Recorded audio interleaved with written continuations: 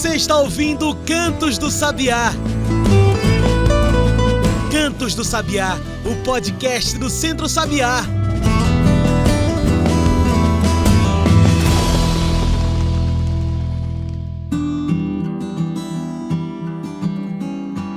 Olá a todos e todas que nos ouvem agora pelo Spotify e demais plataformas. Eu sou o João Lucas e está começando agora o Cantos do Sabiá, nosso podcast semanal sobre o campo, a cidade e o mundo. Cantos do Sabiá é o seu podcast semanal. Então, se você não segue esse podcast ainda, segue a gente aí. Fique por dentro de tudo que fazemos. E essa semana o nosso podcast nos leva para um dos temas mais importantes da conservação ambiental, da garantia de alimento, direito à terra, espaço, a qualidade de vida. Falamos do agro, mas o agro não é pop. Mas se você acompanha a gente aqui, já sabe que o Centro Sabiá apoia a agricultura urbana, a agroecologia, a vida. É pensando nisso que temos um convite para você, nesse ano em que o Centro Sabiá completa 30 anos de luta pelo campo, pela cidade, pela agroecologia. Vem com a gente! Em 2023, o Centro Sabiá completa 30 anos. E o que o Sabiá fez em todo esse tempo? Nessas 3 décadas, a gente construiu centenas de agroflorestas, participou ativamente da construção de 1 milhão de cisternas. O Sabiá promoveu e apoiou mais de 20 feiras agroecológicas, 17 hortas comunitárias, combatendo a fome com a nossa maior força, a agroecologia. Nós queremos resistir por muito mais tempo. Por isso que a gente convida você a ser um doador, uma doadora do Centro Sabiá. A sua doação transforma vidas. Você pode se tornar um doador a partir de R$30, mas pode doar 60, 120 e quando você doa, apoia a agricultura familiar e a agroecologia. Doe, faça parte da nossa história. Acesse www.centrosabiá.org.br e clique no botão Doe Agora. Centro Sabiá, há 30 anos, transformando vidas.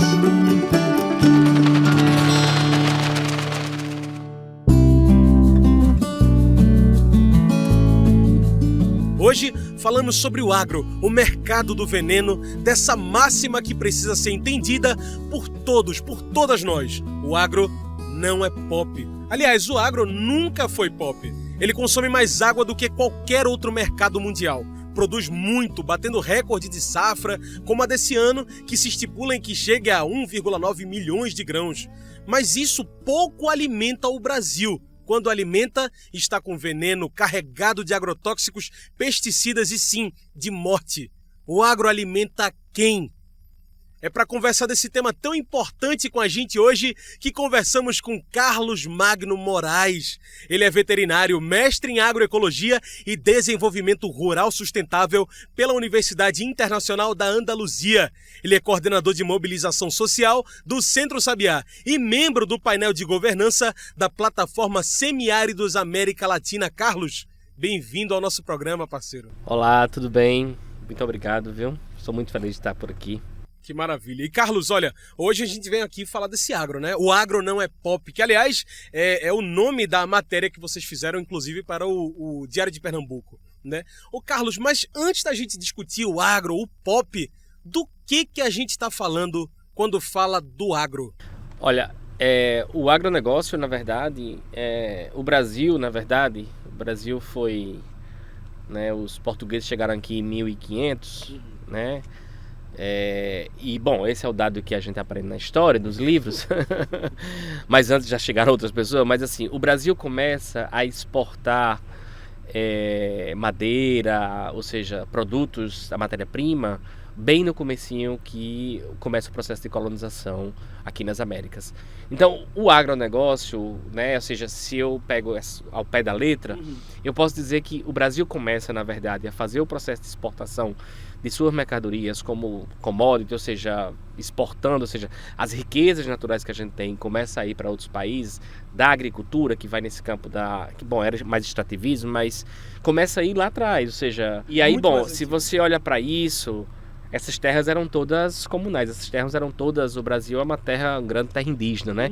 Então, depois vem as capitanias hereditárias, se separa as terras em grandes pedaços de terra, tem toda a produção do açúcar e isso vai exportando, ou seja, a gente vai, se você imagina, parece com a Matrix, né? Você imagina todos os países europeus, naquele momento Portugal, né? Então você vem e coloca esses dutos aqui que canalizam a nossa matéria-prima para ser exportada e vendida para os países ricos. E, na verdade, o rejeito, né? Ou seja, as externalidades negativas que esse processo gera, eles ficam aqui. 500 anos depois, esse processo é exatamente o mesmo, né? com outras ferramentas, né? Ou seja, a colonização, né, que é um processo que a gente bem conhece, ele passa, na verdade, por um processo diferenciado, ganha contornos, né, vernizes mais sustentáveis, né, se chama de globalização, mas no fundo, ainda hoje, né, a gente tem produzido comida, ou não comida, a gente tem produzido produtos alimentícios a um preço barato, com impactos ambientais e sociais brutais, exportados por preços muito baratos, entendeu? Para alimentar, ou seja, são commodities que alimentam o mercado internacional na China, na Europa, nos Estados Unidos, em outros países da Ásia. Então, bom, o agronegócio, ou seja, é esse gigante, e ele é um gigante mesmo, porque ele não é de agora, ou seja, essa exploração da terra, essa coisa dos grandes latifúndios, do plantation, que começou lá atrás, né, e que é reforçado, ou seja, que ganha, por exemplo, isso que eu estou dizendo, as capitanias hereditárias, que vai explorando, mas depois vem a Revolução Verde com o processo do plantation, né, ou seja, toda aquela história veneno. Pois é, que já são as atualizações, né, desse já vai, processo. Ou seja, são processos que têm várias capas e várias fases, né, e hoje a gente tem, tipo assim, no Brasil, o agronegócio responsável pela geração do superávit primário, tudo isso, mas os impactos que isso gera não se contabiliza. Então, por isso que se contabiliza uma geração de impacto grande, mas no fundo o agronegócio não é essa coisa toda, né? Apesar de nossa balança comercial, ou seja, tem uma dependência muito grande desse setor ainda. Pois é, e inclusive nessas atualizações, né, atualizações de caos, a gente tem dados, por exemplo, da campanha permanente contra os agrotóxicos e pela vida, que nos mostram que nós, inclusive, consumimos mais de 7 litros, né, dentro da nossa comida, da nossa água, em um ano, né? Então você vai vendo essa atualização que você fala acontecendo, né? Não, e assim, como você está falando do agrotóxico, só um dado mais recente, que assim, há uns anos atrás, acho que a agência pública, ela pesquisou dados das agências estaduais que trabalham com água, assim como a Compesa, e ela fez uma análise de agrotóxicos nessa água que vai para as casas das pessoas, e a maioria dela, eu não sei exatamente o número, não posso dizer exatamente esse número, João, mas a maioria dessa água estava contaminada com um coquetel de mais de 27 agrotóxicos diferentes. Nossa. Então, assim, além da gente, de certa forma, assim, literalmente estar comendo o veneno, a gente também está tomando banho com ele, a gente também está tomando ele. Então, é uma situação muito grave, né? E obviamente que se dá pela expansão, né, dessa fronteira agrícola, pela expansão do agronegócio, que vai trazendo esses pacotes todos de insumos químicos para a agricultura e cada vez mais contaminando nossas águas. Pois é, e você, Carlos, nessa fala trouxe uma coisa que é muito importante, né? Toda vez que a gente fala de agronegócio, se coloca na balança, não, mas ele é fundamental para a nossa economia, né? O agronegócio, mesmo nacionalmente sendo esse ponto econômico, ele custa caro. Ele custa caro para a nossa biodiversidade, para as plantas, para os animais, para a nossa água. Por que, Carlos, que o agro tem tanto acesso aos recursos naturais? Por que é tão fácil o agronegócio chegar em nossas casas? Primeira coisa, porque é um sistema desenhado que se chama, né, assim, do topo para baixo, né? Ele não é feito de baixo para cima. Tem aquele ditado popular, né? Manda quem pode e obedece quem tem dinheiro. Se você imaginar que todas essas terras foram capitanias hereditárias, depois foram passados para filhos, para netos, foram vendidos para empresários, ou seja, essas coisas vão se transformando. Então, assim... É como se o recurso natural nunca foi nosso, né? Se você imagina que todas a lógica dos grandes portos, aeroportos, ferrovias foram construídos para escoar também grandes produções, né, dessas fazendas, ou seja, se você olha e tenta fazer um contraste com uma agricultura familiar, até hoje os agricultores ficam aí esperando para conseguir um seguro safra, para conseguir comprar uma máquina de baixo custo, ou seja, tá tudo desenhado, na verdade, no Brasil, e foi desenhado historicamente para que o país ele fosse um país agrícola, né? Ou seja, o lugar do Brasil, historicamente, foi o lugar do país de produção de commodities. E cada vez mais que você olha para a política, você percebe como isso é ruim para o Brasil, como isso faz o Brasil, assim, as pessoas dizem, o Brasil é um país agrícola, como se isso fosse uma grande vantagem. Sim. Isso não é uma vantagem, quando o agronegócio é quem expulsa famílias do campo, é quem contamina as águas, ou seja, no Brasil a gente usa, voltando a essa história, dando um passinho atrás, no Brasil a gente usa uma quantidade de agrotóxicos que são extremamente proibidos há muitos anos nos Estados Unidos e na Europa. Então, é muito doido isso, mas você pode estar comendo nos Estados Unidos aquele monte de porcaria e ter menos agrotóxicos do que você come no Brasil uma comida boa. Boa que eu digo, uma comida, sei lá, que você compra no supermercado, que é batata, tomate, não sei o quê. Exato, ou seja, provavelmente essa comida vai ter agrotóxico aqui, que são extremamente danosos à saúde, mas que são proibidos nesses países já, e o Brasil não proíbe, porque aqui existe um lobby enorme no Brasil das empresas, e assim, e os empresários fazem o que fazem, e a gente sabe exatamente como eles se movem dentro da política. Isso que você traz é muito importante, né? Porque são flexibilizações de leis, né, que fazem com que hoje o Brasil seja esse grande consumidor de agrotóxico que você traz aqui. A gente tem, minha gente, mais de 2.000 novos agrotóxicos liberados só em 4 anos. Fora esses que Carlos citou aqui, que são proibidos ao redor do mundo, mas que chegam às nossas mesas, né?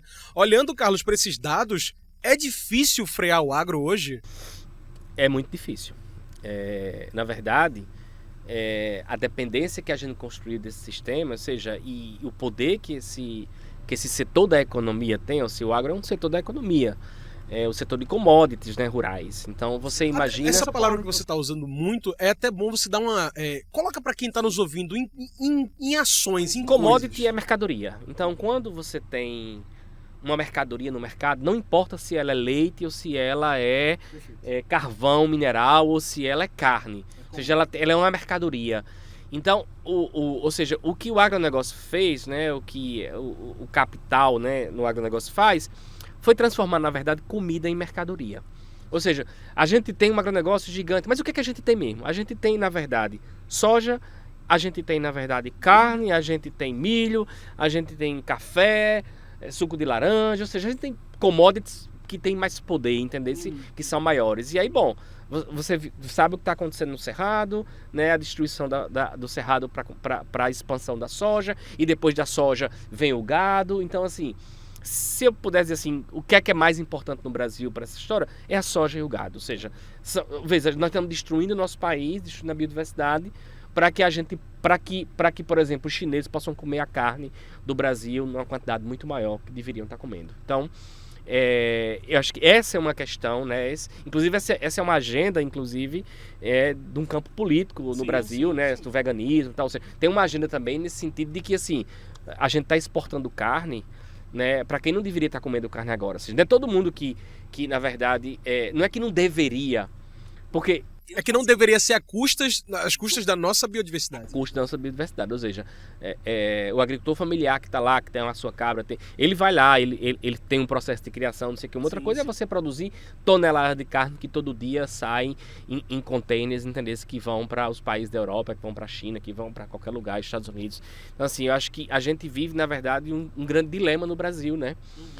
Às vezes quando o governo diz, não, agora as pessoas vão comer carne. é ótimo. Agora, qual o custo dessa carne? Qual o custo dessa carne chegar no mercado? Há muitos pesquisadores que falam disso claramente, que a carne é um dos grandes vilões, por exemplo, para o tema das mudanças climáticas, porque o desmatamento que está acontecendo, ele é sobretudo, né, para a história da soja. E a soja... Aí, mas o que é que tem a ver com a soja com a carne? A soja é sobretudo para a alimentação animal, né? E não é a alimentação animal no Brasil, é também, mas é sobretudo para a alimentação animal nos países da Europa, na Ásia, ou seja, a gente exporta soja para esses países, também para os Estados Unidos, para poder eles alimentarem os animais confinados para produzir carne. Unicamente para isso, né?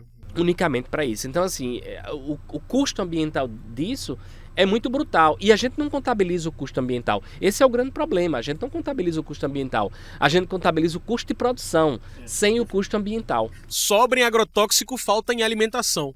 33 milhões passam fome hoje no país, né? Quando o agronegócio bate a safra recorde em grãos. Então, olha aí a diferença da alimentação, né? Daí fica a pergunta, Carlos. Por que tanta fome num país que tanto diz que produz? Porque o país é desigual.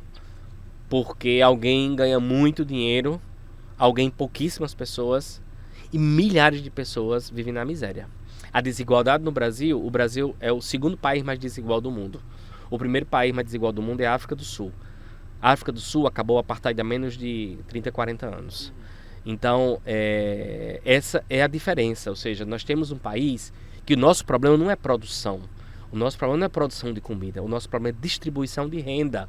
O nosso problema é distribuição de terras. Nosso país é um país altamente concentrado. É um país onde as terras estão nas mãos de pouquíssimas pessoas. Então, a gente tem, na verdade... Ou seja, nós somos um país rico. Nós somos um país que temos terra, temos água, temos sol para produzir. Se a gente tivesse nesse país definitivamente um processo de reforma agrária, se nós tivéssemos tido um processo de reforma agrária no país, seria muito diferente. Tanto é, João, que a agricultura familiar no Brasil produz, e não só no Brasil, no mundo inteiro, porque esse dado ele também, quando você compara com outros países do mundo, ele reflete um dado mundial.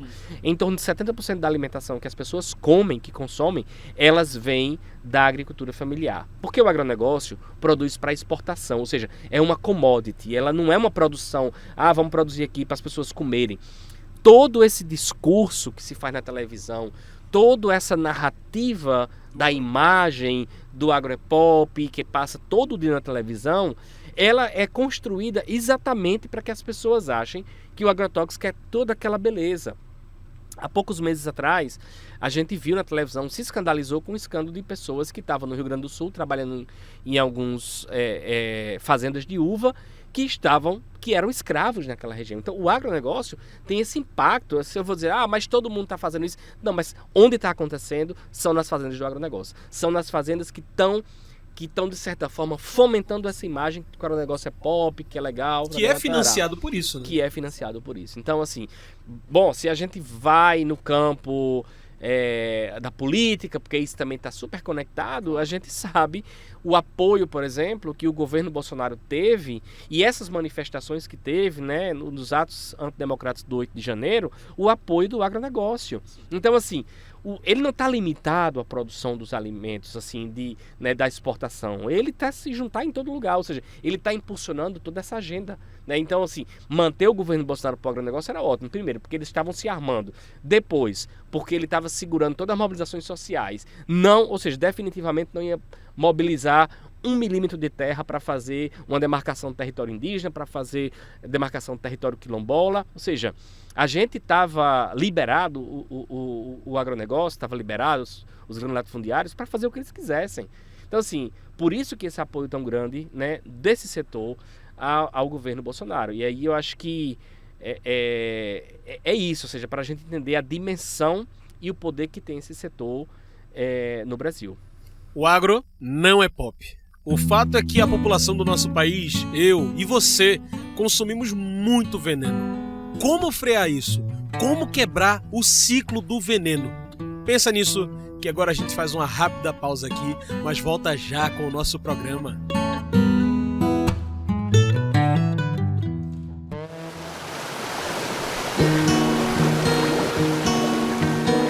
Você sabe o que é uma APP? APPs são áreas de proteção permanente, uma região que deve ser protegida para garantir que a natureza siga o seu curso, com um solo rico em nutrientes, água limpa e preservada, fauna e flora vivas, conectadas e diversas. As APPs estão em todo lugar. Nas serras e morros, em montanhas, às margens de nascentes de rios e riachos e também nas margens de lagos, barragens e açudes. E por que preservar as APPs? Proteger áreas como as nascentes garante um solo protegido e fértil, que alimenta a natureza local, aumenta a infiltração da água que chega em comunidades, micro-regiões e até grandes cidades e ainda serve de abrigo para os animais silvestres. Tá vendo? Proteger as nascentes é proteger a vida. Proteja as nascentes. Salve os mananciais. Uma campanha do Centro Sabiá em defesa das áreas de proteção permanente.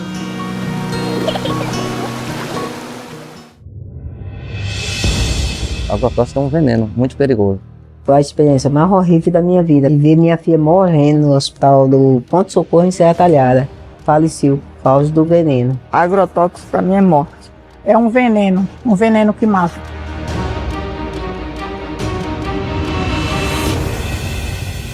Agrotóxico é veneno, e veneno é feito para matar.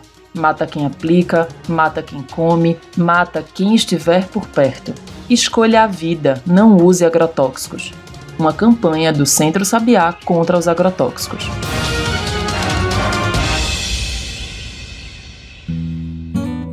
E já estamos de volta, a gente segue aqui conversando com Carlos Magno. Hoje, nosso assunto é o agro. E o agro não é pop. Carlos, se o agro não alimenta os mais de 120 milhões em insegurança alimentar, ou os mais de 30 milhões na fome aqui no Brasil, o agro alimenta o quê? Vaca e boi lá na China, lá na Europa, lá na Espanha, né, na Alemanha. O agro alimenta isso aí, né? O agro alimenta o bolso dos grandes grupos financeiros, que muitas vezes nem são brasileiros, esse dinheiro sai daqui do Brasil, vai para outros lugares. Então, o agro ele não está pensado para alimentar, ou seja, da comida, né? Quem produz a comida é a agricultura familiar, que vai para a mesa da gente. O agro está produzindo grandes...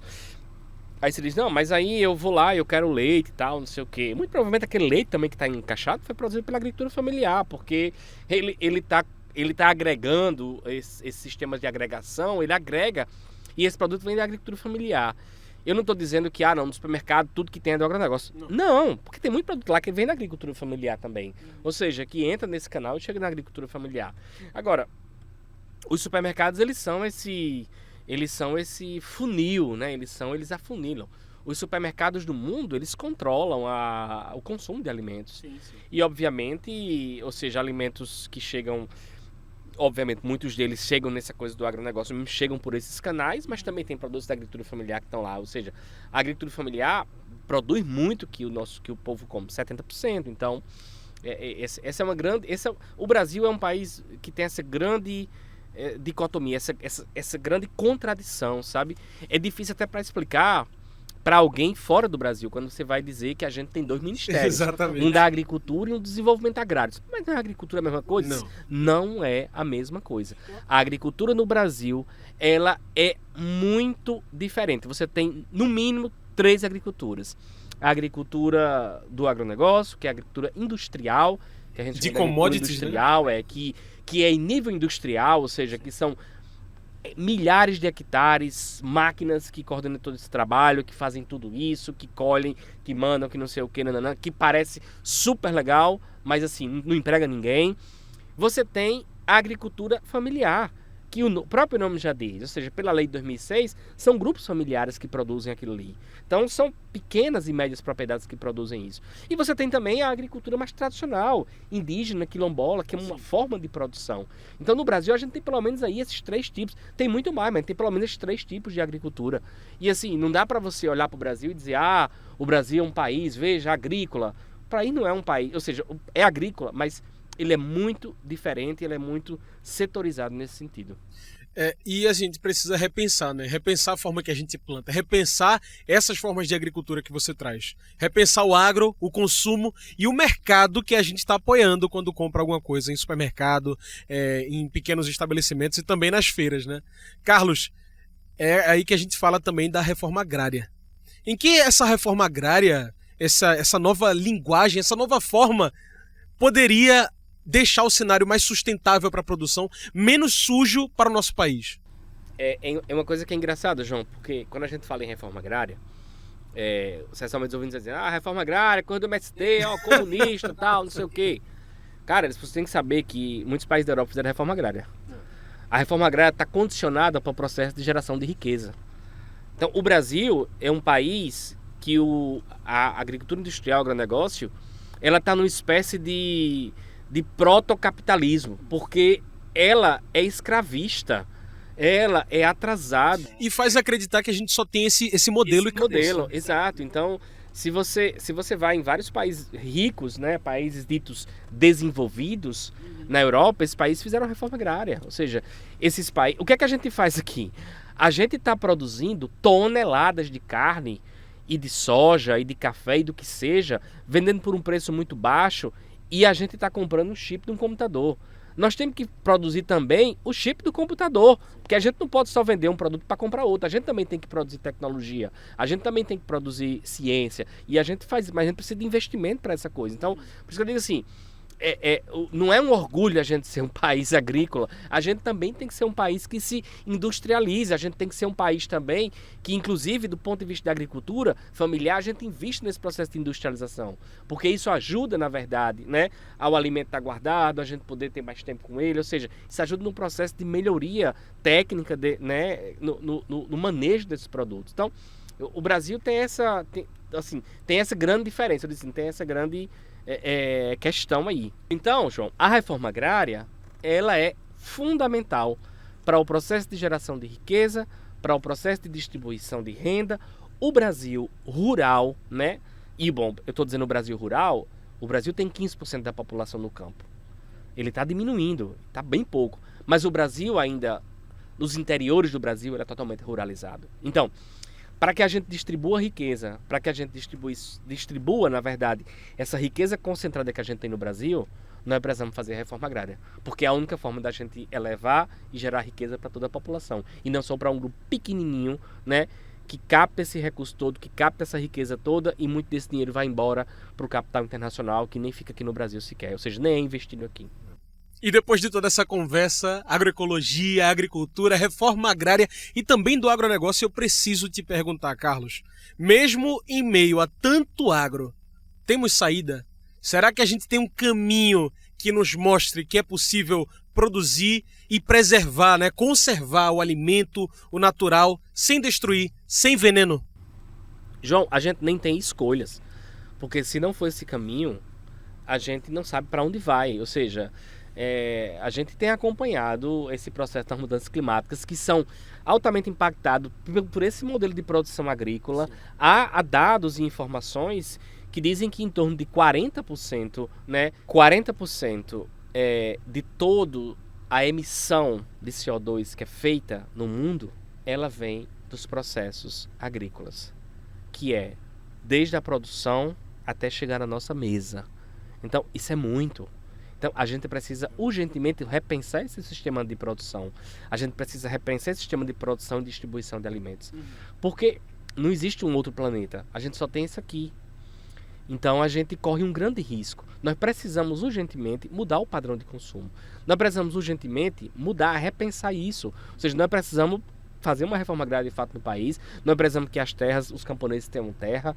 Aí tu vai me perguntar, poxa, mas isso é facinho? Eu disse, claro que não, né? Mas como já dizia Paulo Freire, a gente não pode achar que as coisas são imutáveis. A realidade, ela está feita para ser mudada. E o trabalho do Centro Sabiá, o meu trabalho como militante também, como ativista, é tentar incidir para transformar essa realidade. Ah, mas é quase impossível mudar. Eu vou procurando os caminhos, entendeu? E aí você vai procurando os caminhos para tentar mudar. Obviamente você não vai ficar a vida inteira enxugando gelo, né? Uma forma da gente dizer, mas assim... Até porque esse gelo tá derretendo, viu? Até que esse gelo tá derretendo. A gente não vai ter gelo mais para enxugar. Exatamente. Então, assim, é urgente a necessidade de transformação do modelo de consumo que a gente tem no mundo, no Brasil, do modelo que a gente tem na agricultura, entendeu? Ou seja, a gente precisa repensar todo esse processo para que a gente siga aqui também como humanidade, para que a gente siga também, porque as coisas vão mudar. Ou seja, de fato, a mudança climática ela vai atingir mais fortemente, só que é pouco a pouco, as coisas estão se transformando. Ou seja, a agricultura familiar, a agroecologia, a reforma agrária, são saídas claras. A agroecologia já foi dito, inclusive por organizações internacionais, né, e de respeito, como a ONU, que é a Organização das Nações Unidas, e disse claramente que a saída para a fome no mundo é, de fato, a produção de alimentos agroecológicos, que respeite o trabalho das mulheres, que respeite as juventudes, que distribua terra para as pessoas, entendeu? Que respeite as águas, que protejam os ecossistemas. Então, é nisso que o Sabiá acredita, é nisso que eu acredito, e eu acredito que existem sim saídas e a gente já está experimentando elas, né?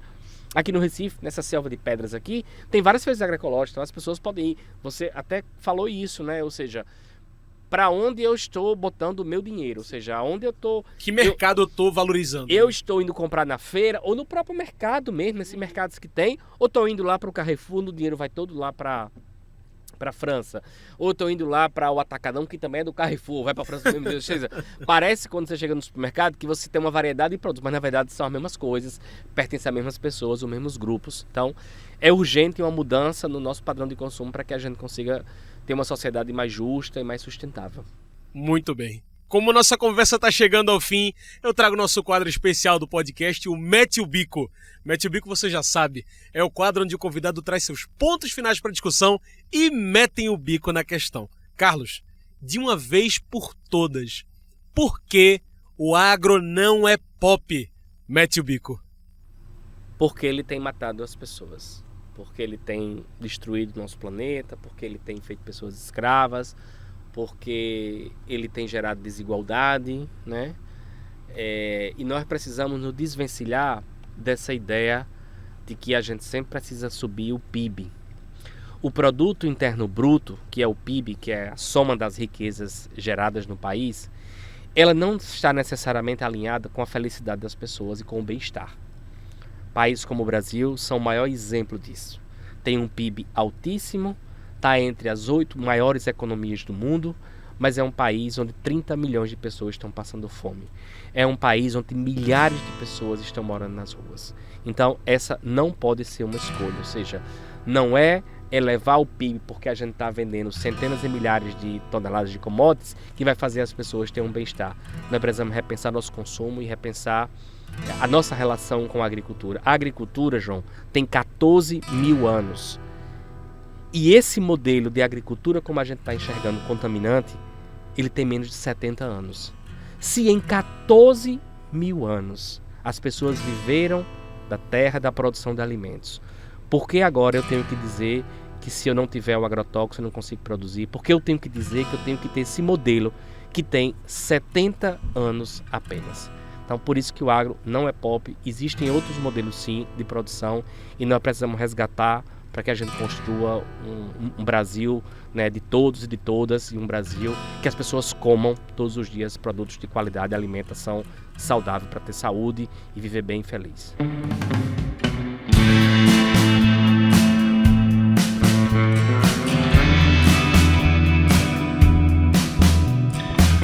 Carlos, muito obrigado por bater esse papo com a gente hoje. Infelizmente, o nosso tempo aqui da entrevista está acabando, mas muito obrigado pelas suas falas. Tem alguma consideração final para fazer quem está nos ouvindo?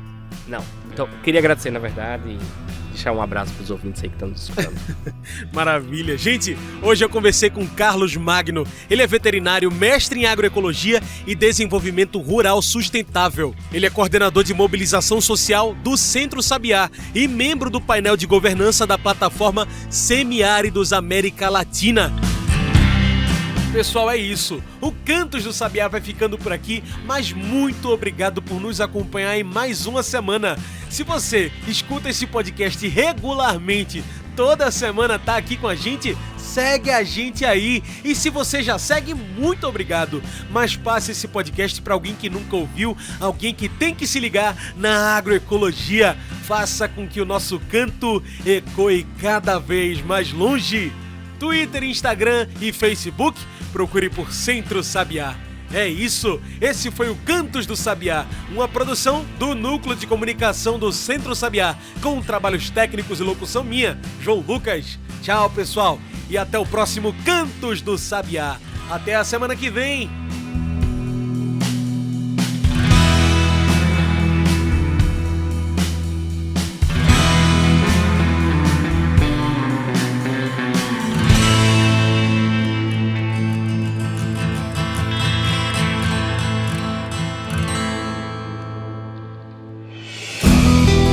Você ouviu Cantos do Sabiá. Cantos do Sabiá, o podcast do Centro Sabiá.